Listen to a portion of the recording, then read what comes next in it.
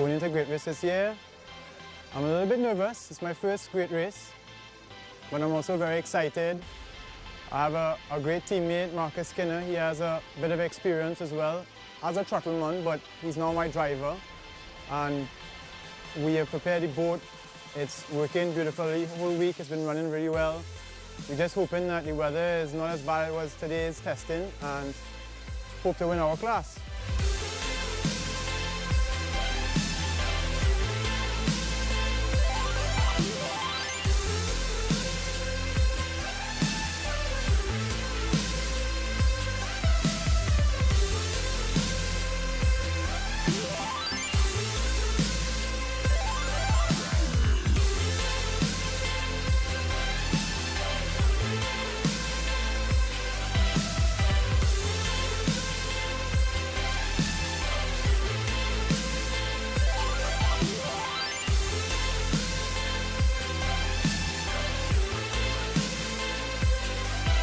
Last time I raced was 1999. It was in Key West, and this boat ran, or boat similar to this ran, and it ran really well. So I'm excited to get into this same hull and run it up the North Coast, where it takes the rough water well.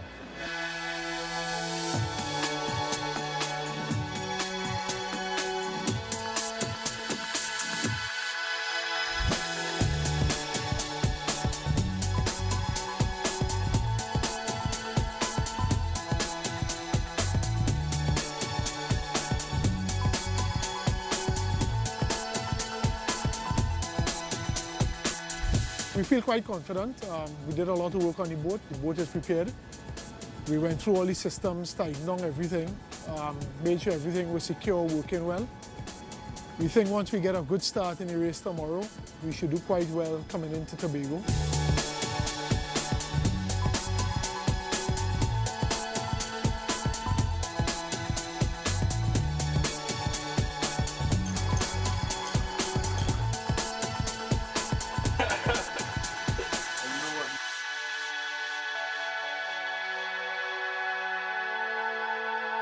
Going into Great Race this year, I think Fire One is ready. We've been trying to get ready for this race since last year's race. We took the engines out after the race last year, and we have prepped this boat from top to bottom. Reliability and durability to us, or for us, is what is going to win this race.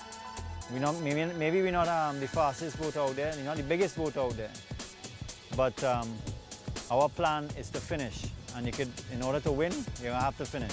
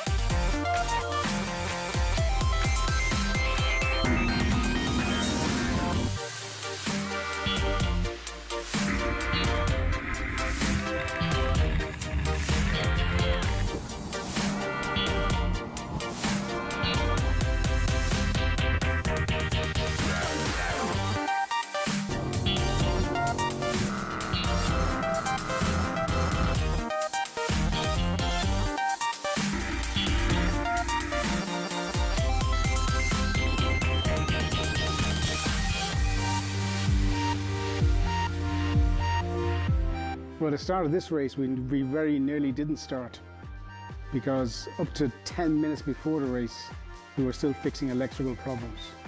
Those little electrical gremlins were in the engine, and we were scrambling up to 10 minutes before the race until we hot-wired the electrics, gave it a boost, and off we went.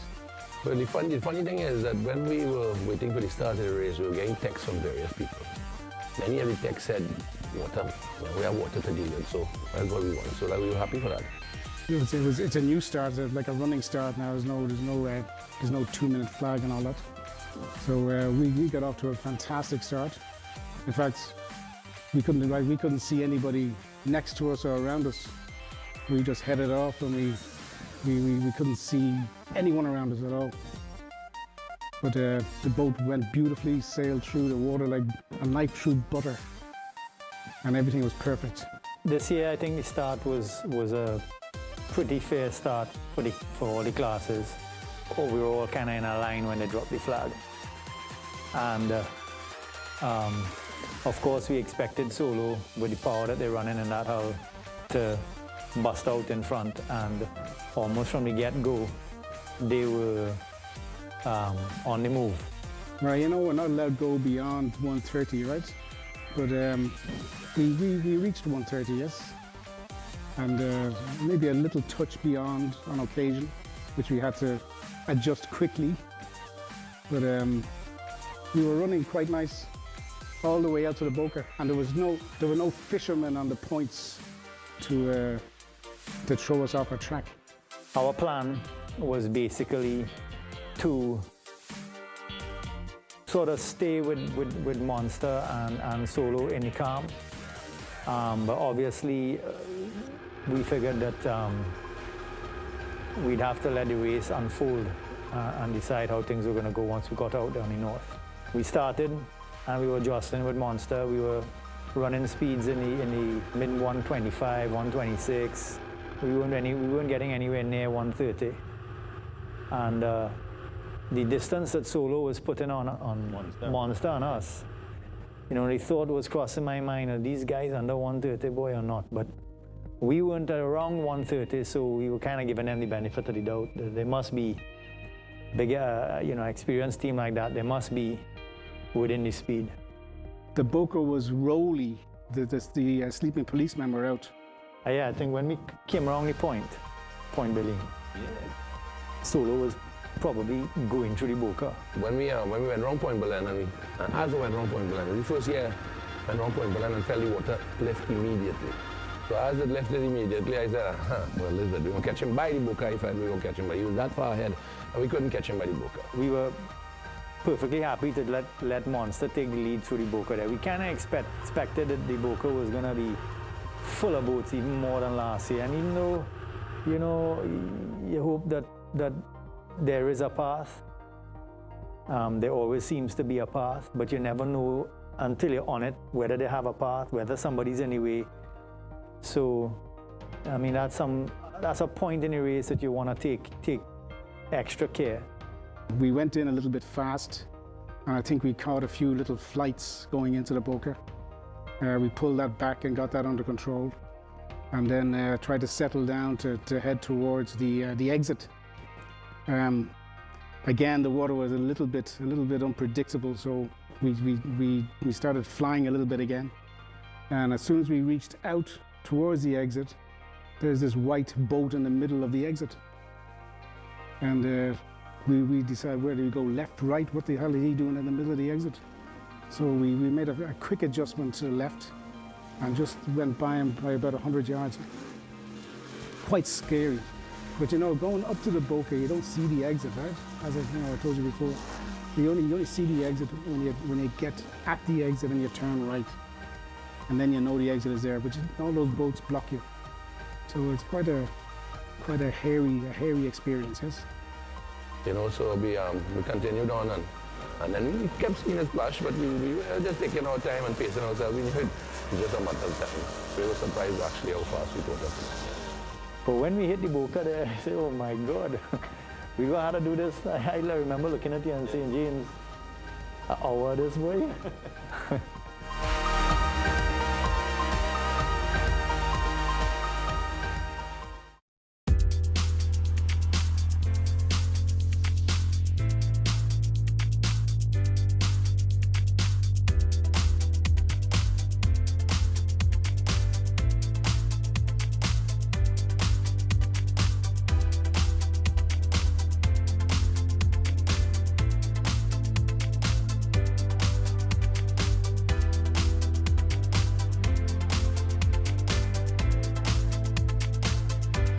Well, they didn't pass us immediately. Huh? We had a little bit of the North Coast to ourselves. Huh? We got up past towards Macquarie, and we were running out front. We were getting a little bit lonely, and we decided to wait for a little bit of company. So all of a sudden, Monster comes up on the inside, and he passed us. And I don't know if he kicked up some big wake or something, or some monster god came against us in the sea. We did a right hook as he passed us, which was caught on his camera. And that was another hairy experience. It's looking like a hairy great racer. Well, actually, I remember Peter saying running up behind his wake helped a little bit with us seeing his swells a little better. So that's exactly what we did. We ran up behind him.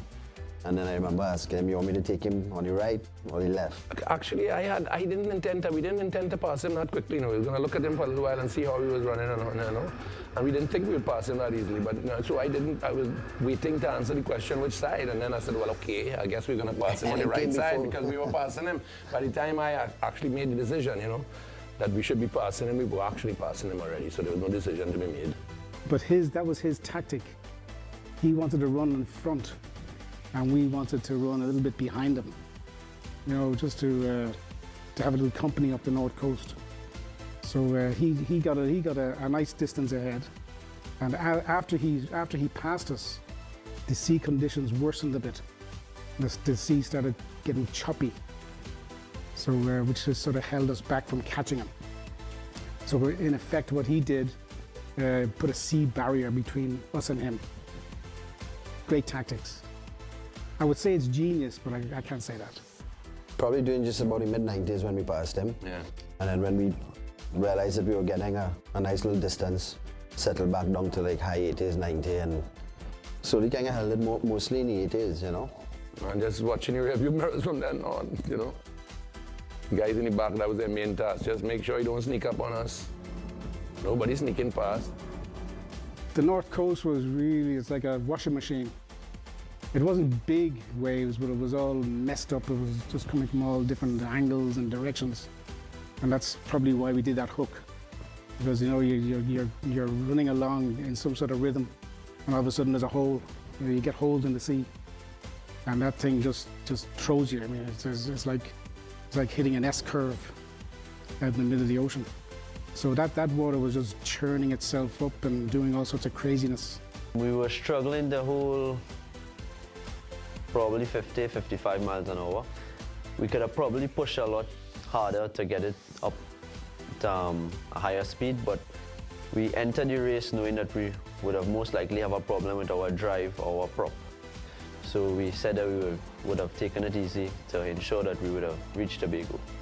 So we really didn't try to put too much stress on the equipment going up the road. But we had a damaged trim tab. We only realized in Tobago, and the boat was only landing to the starboard side, and for some reason we were trying all how to rectify what the problem was. Only when we reached Tobago we realized that the trim tab was not working. But trying to keep it in line with that tab was more work for me than I was anticipating to do. Last year was rough, boy. I thought it was the roughest I've seen it, but this year, plenty worse. The conditions outside there, we were being thrown from every angle. Water coming from the front, from the side. From the time you get accustomed to one setting of water changing.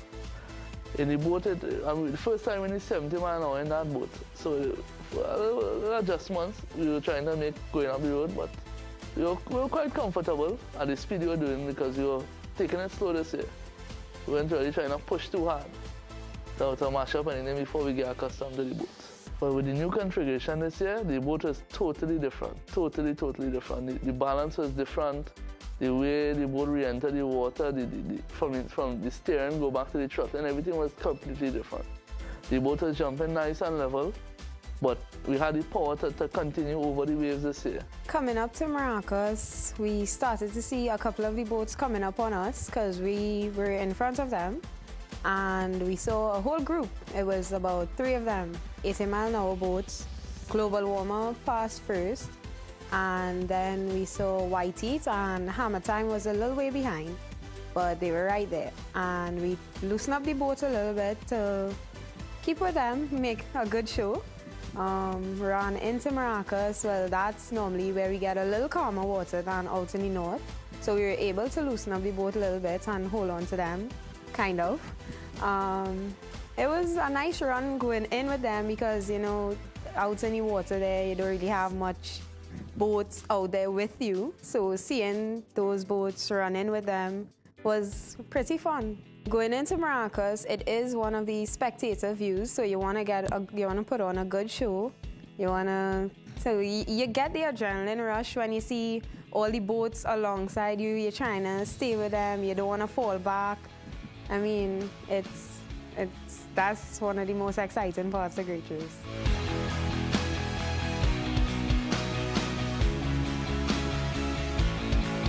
So we took our time, going up to Maracas, and then, but it was bagging a lot, all the way up to Maracas, and into Maracas it wasn't too bad. Coming back out of Maracas, again, banging all the way up the north coast, and we were banging, and I say my seat was bottoming out a few times, and the throttle man, which is Scott, his seat was bottoming out a lot because his seat was adjusted, a little too soft. But you didn't know that, and it's hard to to go and try these things out, in the North Coast all the time. And those conditions were very unusual. I think probably the roughest that we've seen.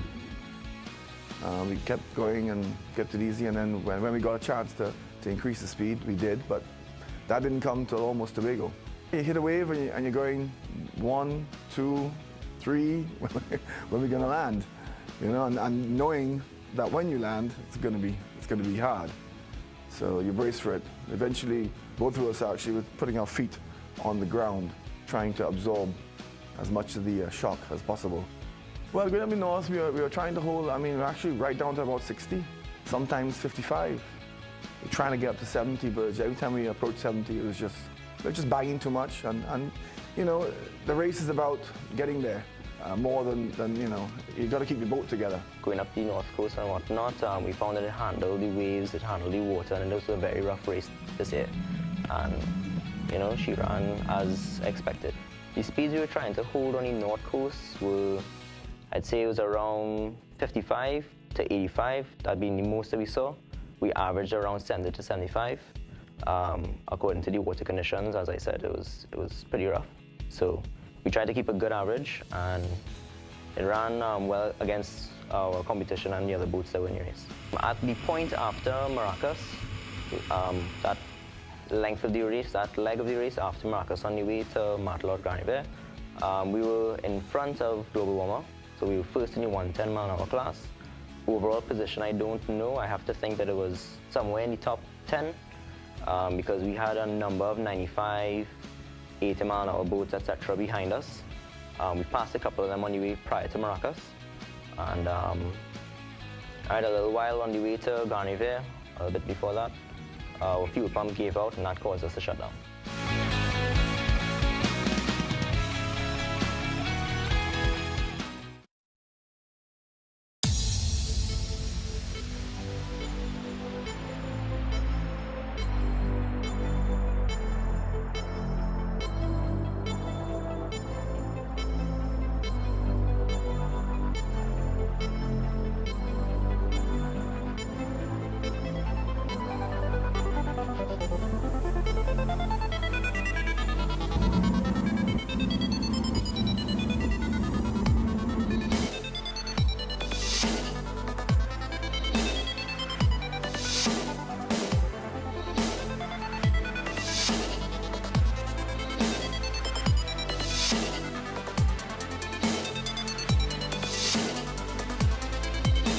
It was more unpredictable than rough. It's not consistent. So we got a lot of bounce back off the cliffs and stuff that made it very unpredictable. At first coming out of the Bocas, we were seeing the other boats ahead of us. Fire One was close, we ran and caught them. At that point, we were taking a bit of a beating. And David decided, look, there's nobody else to compete against. That's the higher class. Let's slow it down. Wait and see if Stampede comes along and any challenge comes from them. So we just backed off and kept them in sight up ahead, and nothing materialized from Stampede. Well, then you know when you're coming into Grand Revere, you're on a certain setup with your boat, right? As you turn that corner and go off at 45 or 48 degrees off towards Store Bay, then there's a good 4 or 5 minutes that you have to set the boat up and feel it out and learn it again in that sea condition. Because now the sea is coming from the other direction, or the opposite direction. So by the time you get that back in order, you got a few more beats and a few more bruises. So you just hope that you get that right, and it smacks you real hard, you know. It comes at you and gives you a wallop, and then we see this monster sort of splashing ahead of us, but he was staying the same distance all the time. Huh?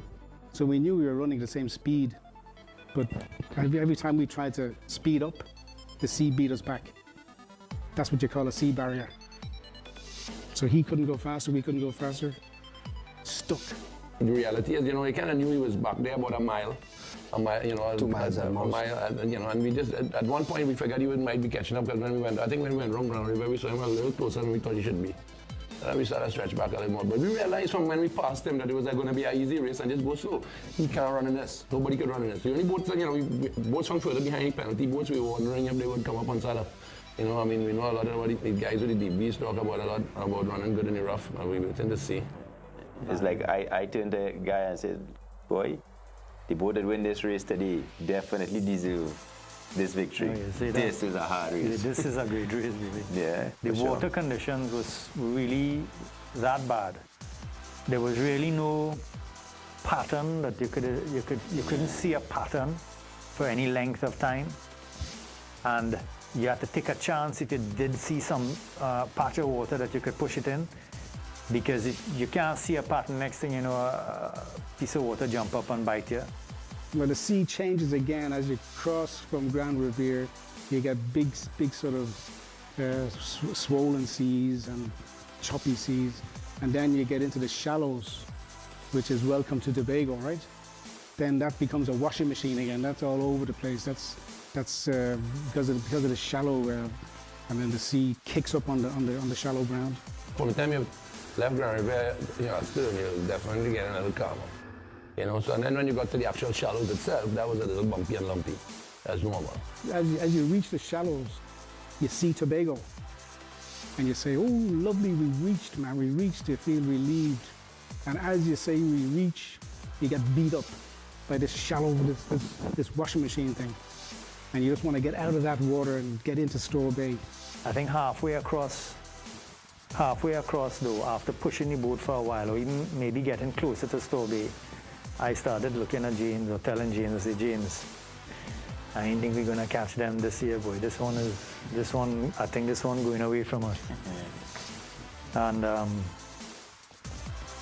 maybe we needed the race to be a little bit longer, huh? Another. And as you get into Store Bay, you say, we reach again. And a nice calm water, and you try and pick up some speed and try and... In fact, I think we actually made some ground on Munster and Store Bay, yeah? But that was short-lived. And then, as we, from there, it started to get a little better going into Store Bay as you get closer to Store Bay, but there was still some left. And I think that's where Solo decided they would press and try and close the gap on us. We pressed a little bit, but they couldn't close the gap. And we knew. And then we went through Store Bay again. Once again, we saw exactly where everybody was, so we knew exactly the pace to carry. Because the last thing we want to do is break. Every year we say the same thing: to finish first, you must first finish, and we keep breaking that rule. Because you feel you reached again in Store Bay, and all of a sudden you suddenly realize you have to go around the whole point again and go into Scarborough, which in itself is like a mini race. That's a whole set of different water again, and that's even worse than the shallows. Only wishing that, oh God, could they be a little closer? Could we push a little harder now? But at those speeds, to close a gap in those conditions, it really wasn't going to happen at that point. And I think we had resigned ourselves to having to settle for the position we were in, even before we got to Store Bay. Just kept the same pace, just kept on watching the gap. We knew that there was going to have some water between Strawberry and Scarborough, even though we never experienced it before. We've heard everybody talk about it. So we knew that whatever we had to deal with, they would have had to deal with it even a little more, us being in a bigger boat. But, you know, the water wasn't that bad again, but it was still it wasn't flat like Strawberry. So we just kind of held that. But I know, we saw pictures of other years and it was much more ferocious, you know. So we were planning for it to be a little rougher, and then I was quite surprised, really, on that gap from Strawberry to, you know, to Scarborough seemed to be quite reasonable. Scarborough is actually a little rougher than the west coast of, you know, in front of Canoe Bay there. But the only thing we wanted to make sure that we could cover around the reef, you know, the reef was a little, you know, dodgy. You know, you see it from charts and you see it from Google and everything, but you really don't see it until you see it in real life. Yeah. Well, for me, from the time I saw the markers, the finished markers, that was when I first started telling myself, well, look, it looked like we really have it this year. I really can't see the boat breaking at this point. But I already started telling my fellow racers to start celebrating one time, and they were like, no, let's cross the line first. You know, I haven't won one great race before, knew the feeling. I was excited for them now feeling it, and of course doing it for a second time. But seeing those markers was a real pleasure. And of course coming around them on the last bottom one and then opening it out towards the finish line was a real nice feeling. Yeah, you know, I mean, if you compare the speed on the first leg coming into Scarborough with this finish leg coming on the same leg, it's about 15, it's about 25 mile an hour difference. You know, we were coming through that about 80, 90, and then we come through on the end about 120, 125 at the last minute. I give it. If I could coast across the line, now I'll give it. We're not going to break down this guy, you know. I've had that happen before where I broke down meters from the finish line and it wasn't good. So you don't want to repeat that. On the finishing, so inside Scarborough, ooh. Well, Monster tore it up inside there. When we came in, he was rounding his last marker, and we just saw him tearing around to the finish. I think we came in about 2 minutes after him or something, right? And anyway, you're so sore and bruised that you don't want to beat yourself up anymore than you have to. And it's scary inside there because, you know, having done the whole hour and 20 minutes or whatever it was, or an hour and 15 minutes, you don't want to make any mistakes inside there. And it's fraught with mistakes because the sea is still kind of choppy. You know, still, and there's all sorts of traffic in there with the big cat coming in and out and all sorts of things. Like Miss Trinidad a couple of years ago, you know, sank in the swell of the cat near the finish. So we didn't want to do anything like that. Well, you know, winning great race was something I wanted to do for a long time. So when it actually happened, you kind of wonder what kind of emotion am I supposed to have? You're checking yourself. You have an emotion, but is this all? Or am I gonna freak out? Am I gonna raise it up here? And you just go with the flow, and it was really quite casual and, you know, nice. You know, I just felt good, a nice warm kind of feeling, you know, that you're good to win. Well, I don't know what talking point, but the one that was really interesting for us was that when we turned around, our main competition was there. They were right there behind us, and they reached. You know, so that, you know, it's sweet for your victory when your competition break down from mechanical gremlins and all that kind of thief your head. For me, I personally can't remember when last I had a great race when the top of the open class had all the boats in the class finished under full power. Nobody had any issues or problems to say that they had a problem, they broke down.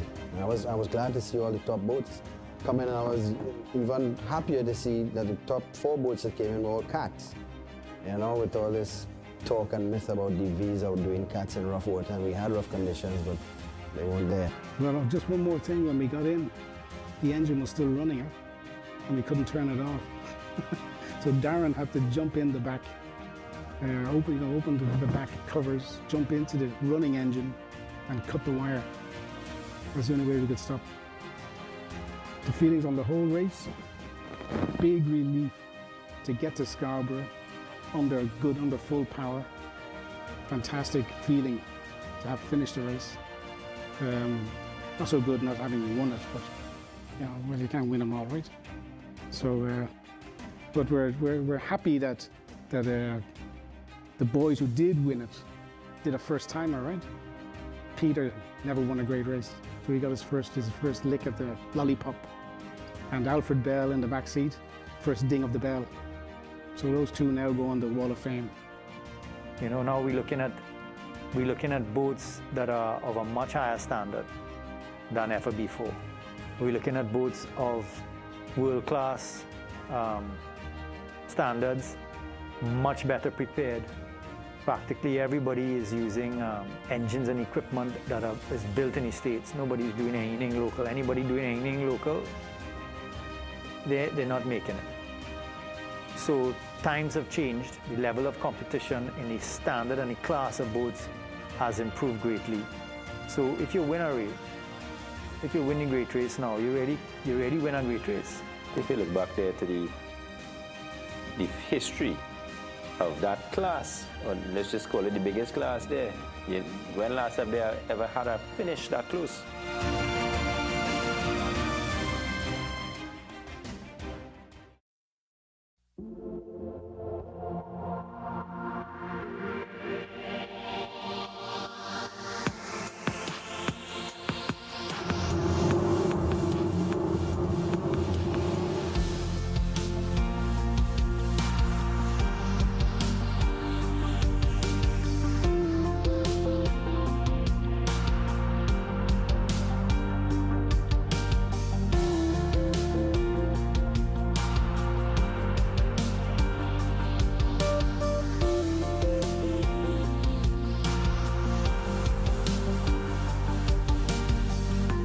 The boat was handling with absolutely no problems. It was quite flawless. Everybody says, you know, they like this long time thing that cats can't run in rough water. Well, cats are superior in rough water. And the CG on the boat was perfect. It was it handled flawless. You could put it and do whatever you wanted with the boat. You had total control. Actually, going in the section by the reefs wasn't that bad, going up past lowlands and stuff. And then coming into Scarborough, as we expected, it picked up a little bit. I mean, we didn't alter speed or anything else because we were already going fairly slow as it was, just to complete the race. But other than that, it was quite an uneventful race. After last year's episode, trying to get the boat ready for the race, and spend the better part of this year going through all the regattas, prepping. Yeah, we saved the best for last and managed to actually finish the race, and it happened to be the biggest race for the year. The competition is always good. Happy to win the class, definitely. I mean, that was the last thing I said to David before we crossed the line. Was, you know, congrats, David, you just won your class. And competition seems to be in the higher class, so perhaps next year we may step up and see what we could do with those boys. And we came into Strawberry, and it happened to actually get a little calmer. So we went up to about 106, 107 coming into Strawberry, and went around the point, and seeing Scarborough in sight was really good. When you actually look onto the marker that you're supposed to be finding, it's always a relief. I'm getting a little older now, that my eyesight for reading not very good. So I couldn't exactly make out the mark properly on the GPS, even though our GPS is quite big. So I had to take my glasses, my shades off, and hold my shades off, get my glasses out of my pocket. So while I'm doing that, the banging, the shades went flying. So when you're strapped in, so you can't get those back. And then I put my glasses on, and put them on. One of the legs is going in my eye, in my mouth, and eventually I got it on my, then I could see the marker. And then obviously I couldn't drive with the glasses on, so I took them off, and I was holding them in my hand. And then I tried to put it back on, and they fell apart. So two pairs of glasses destroyed. And we came in Scarborough probably doing 108. We came in hard. Felt good. It felt real good. It felt good to win our class. It was, I was actually, reports of me dancing on the deck, but I don't know how true that is. This year I was a lot more confident. I guess they always say there is nothing like seat time. And well, I got another year of seat time. So I knew the boat better, felt a lot more confident in the boat, was able to push it harder. Knew what the boat will do, what it likes, what it doesn't like, It's plenty more familiar with the trim. And I was just able to let the boat fly a lot better off the waves and push that much harder going up the coast than I did last year. Well, this great race was a fantastic experience for me. All my experience has been racing in the SBI in the States with Snack Attack, which is now Monster. Two totally different boats, of course. Big barge, big catamaran, compared to the monohull 38-foot. But Alan was really patient with me, guided me really well. I think we got the hang of the boat. It showed in a great race, and I came out of that boat just thinking of what a lot of fun it was. The water conditions this year was pretty rough. Quite a lot of more experienced racers themselves said that they hadn't seen the water like that for a while. It was a challenge. It was a lot of work for Roger to try and keep the boat on the V and drive it aggressively, you know, and it was a challenge for me to try and maintain good trim, and we took quite a pounding. Coming into Scarborough was just an amazing feeling, and you know, and especially when you go through that first mark and you just have that lap to do. And yeah, for me, you know, getting out the canopy was a bit of reflection. It was a fantastic experience. I mean, we really pushed hard along the north. Alan just kept pushing and pushing, and we got the momentum, and just the whole feeling of how beautiful the boat was prepared by Marcel and Adrian, you know, how they set it up for us, and that grueling race of 1 hour and 38 minutes. I can't describe it. It was really great. Well, the water conditions went rough. They were rough. It was bad, it was hard. We never expected it. Well, actually, we did expect it, because Alan did do some research, and just like many people who do windsurfing and the kite gliding type of thing, they check the weather conditions, and he knew that it was going to be rough, so we planned for it, but we didn't expect it to be that rough. The boat was handling the waters quite good. We expected it to. We were hoping to run it on top of the water a little more than it didn't. And handling-wise, it was great. We had no problems at all. We didn't seem to be slamming too hard. Speak for yourself. The punch we didn't have, so we really couldn't skip it from wave to wave on top like how we had planned it. So at that point, we said, look, again, second year, we're gonna make Tobago, let's not mash it up. Yeah, basically what happened was, as we got the boat to go and she started to run off the waves, every few waves we take a really hard hit.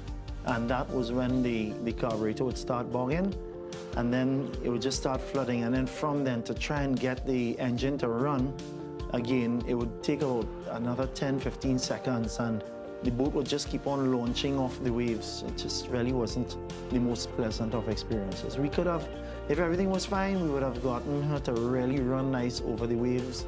Unfortunately, we couldn't do anything. Last year, we had too little fuel. This year, we had too much fuel, and it just kept on bogging. The overall race experience wasn't bad. We would have liked to have been able to push it better, push it harder.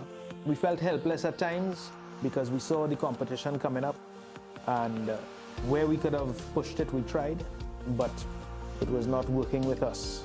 The boat wasn't working with us this year, and unfortunately that really put us down. We had to settle for whatever we could have gotten out of her, and she really got us to Tobago. So we're happy for at least the finish in Tobago this year. After we left Ground River, coming across to Tobago, and heading to Tobago, the conditions were a little calmer. And Morgan was kind of like telling me, you know, let's go a little faster. And I said, no, son, we still have a long way to go. And we kept the mid-40s, which was very controllable, and we kept it at that all the way to finish the race. Coming into Scarborough, I was feeling nervous at the same time, but I was very excited knowing that we were going to win the class if everything was to hold out. And with us having open face helmet every time he turns or I turn, and sound like almost like a V8 in the intercom coming up behind us, so I'll catch myself looking to see if it was over us, but there was nobody in sight. Okay, well, this year was my first great race experience. I knew I had a good partner with Marcus, and he's normally throttle man, but I'm the throttle man in this boat. And I know if I was doing anything wrong, Marcus would have given me the right advice to trim the boat out. And I kept on asking him, you know, is everything all right? And he kept on saying, yeah, perfect, perfect. And we just were going up the North Coast pretty level. We felt comfortable. Our object was just to keep a good, steady, competitive pace and see how many boats we can knock off one by one. Going up there, we saw, as I said, we saw Holinaz, we saw Hero come into Stowaway there, We didn't see any others until the end. We realized that, that Hammer Time had broken down. So that was a great joy for us. Because, you know, we have a little private bet going on inside of our team that the young boys are going to beat the old boys. And we managed to accomplish that. I think that section of the race course was the smoothest, coming out from Store Bay Marker around Columbus Point to Scarborough. But for me, it was a wonderful experience. An experience I'll never forget, as it being my first. I can't wait to, you know, gain more experience with the boat, with my crew member, and, you know, hopefully next year we'll be out there stronger, with more experience, and, you know, do a lot better in the overall standings. I got out the boat and tried to do a dance, but I mean, I felt as though I'd been run over by a herd of elephants, so there wasn't much dancing to do. I went to stand up straight and that wasn't happening.